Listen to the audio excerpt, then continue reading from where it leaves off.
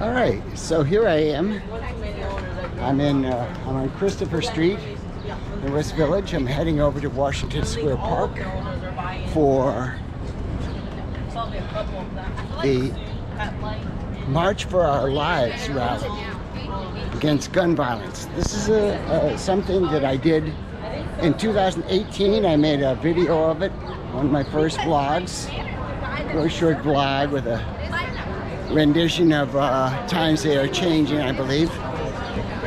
Anyway, something weird just happened on the way. I was in the subway, I was on the express car, and I was looking at this young lady, and she said to me, "They're taking this out of service. Let's get off at the next exit, next stop." I said, "What happened?" She goes, "Look over there." And right next to me is a young lady who has fallen off the seat and is lying on the floor of the subway train. And I heard somebody say, "I saw her shooting up earlier in the trip." And I was like, "Oh my God."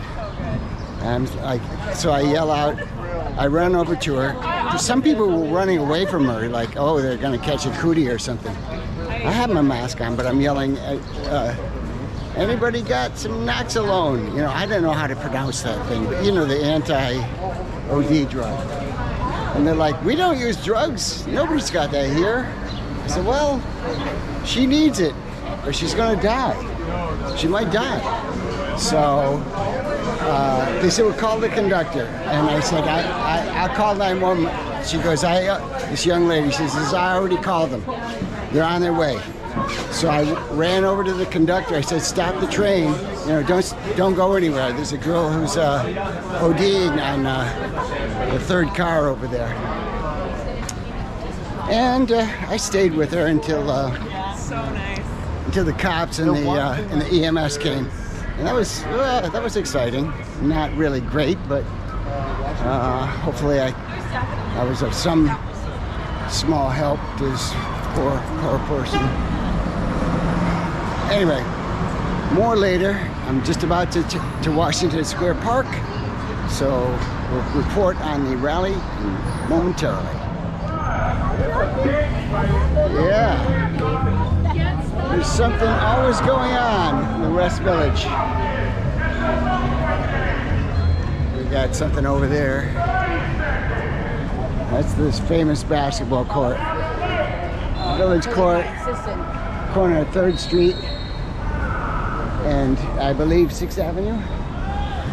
All right, most cowbell fans. Here I am in Washington Square Park. I thought I was going to a March for Our Lives rally, but it turns out it's some sort of Hindu or Buddhist festival, and I really apologize for not knowing. It's kind of like Hindu, I think. So I apologize if I got that wrong, but it's quite wonderful. I love Indian culture. I love Indian food. And anyway, I'm going to tell you about my adventures here in Washington Square Park, and my thoughts on the rally that I thought I was going to go to. All right, so let me just get out of here. The March for Our Lives rally. I was thinking about this. I don't.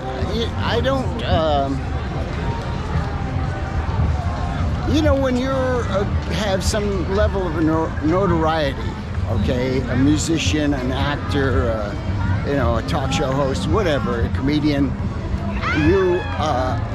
if you try to express your political views, people think that you're using the bully pulpit.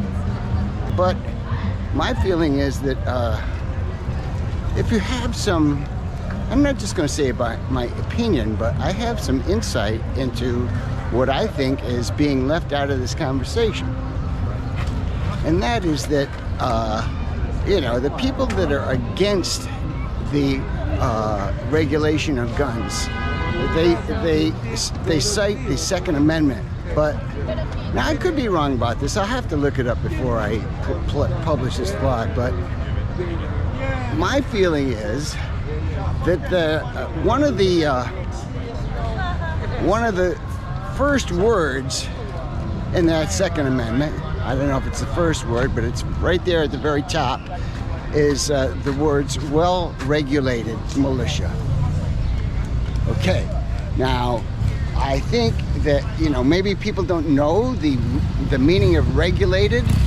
Maybe they think it means like regular, like ordinary, like an ordinary militia, but regulate usually means laws and protocols and you know, making limits to what you can do with these weapons. So I don't see any problem with doing whatever is necessary to make the majority of the population safe, even if it means that you can't have an assault rifle at 18 years old. It just seems like a no-brainer, you know? Okay, so I have just a moment to answer a few questions this week. So I said I would last week, so here we go. MoCoS6E16, good name. What was the riddle spoken of in the MoCoS prophecy? Well, if I told you that, the story would be over, and you wouldn't have any reason to buy the Mutant Reformation. If I told you, I'd have to kill you. No. The riddle, I asked Sandy Pearlman, he said exactly what I said. I can't tell you because I don't want the story to be over. Clever guy, that Sandy Pearlman. Okay, next one. Mark Konzarowski, I think this is also a repeat customer. Was there a practical reason why I'm on the land but I ain't no sheep got redone as Red and the Black?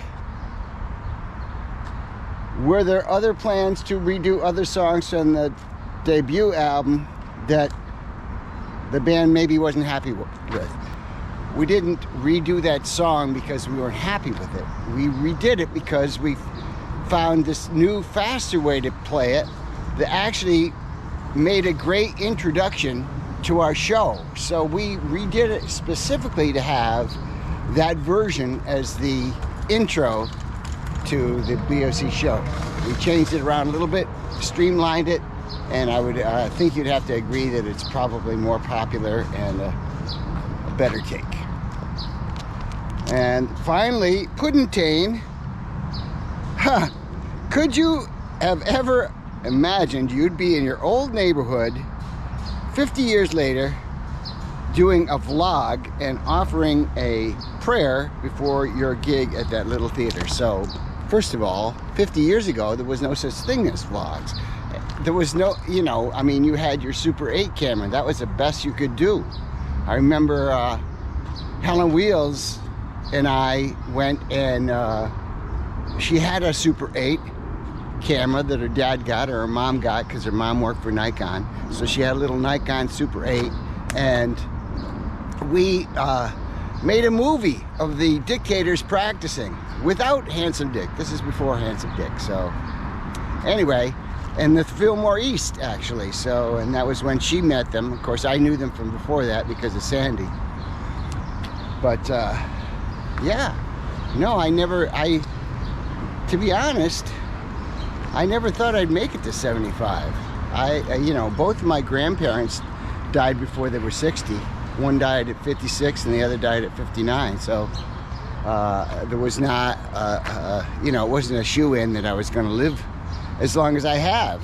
And then, you know, then I did all sorts of crazy stuff, you know, drugs and getting involved in weird situations with people. I mean, I would just go off after the show with fans. It drove the band crazy. It drove them nuts. Where's Albert? Oh, he went with that groupie. So, yeah. I was doing that crazy Jimi Hendrix kind of stuff. So, But I've made it. I'm still alive. Don't really care to do that stuff that much anymore, but hey, you never know. Never say never. Okay guys, have a great week. See you later.